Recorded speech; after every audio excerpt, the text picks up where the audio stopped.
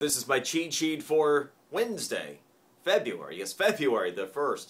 Okay, so coming out of the first week of January, I mentioned that given everything we had seen with the way the first week was playing out, nearly 90% of the time, the stock market would end higher for the year with an average rate of return of around 13%.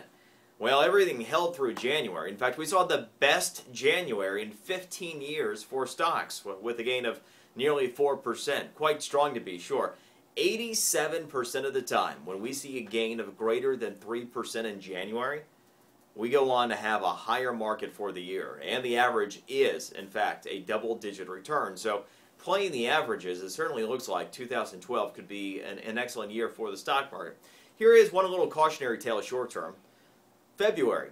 When you have such a big January, often February gives a little back. In fact, 70% of the time, after a gain of greater than 3% in January, we actually see a negative February. Do with those numbers what you will. For what I see, I do think there's a lot of risk out there, and the stock market does feel a little heavy right now. There are some economic factors that are not quite as strong as they had been, and the big thing I'm worried about come spring, energy prices. You know, I've been talking about gas going to $4 a gallon. It's going to take a minor miracle for that not to happen sometime this spring. We know psychologically and in our pocketbook that can have a huge impact on the U.S. economy.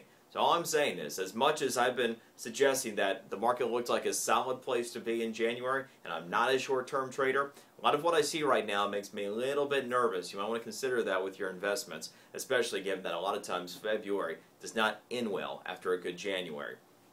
All right, let's talk about the election real quick. Obviously, big night for Romney. One of the huge things, though, that came out of last night, well, really two things. One, the Democrats are going to like. After we saw about a 13% increase in voter turnout in South Carolina voting in the Republican primary, we actually saw a decline of nearly 12% in Florida yesterday. That's somewhat substantial, especially when you consider that absentee voting was more than double what it was in 2008.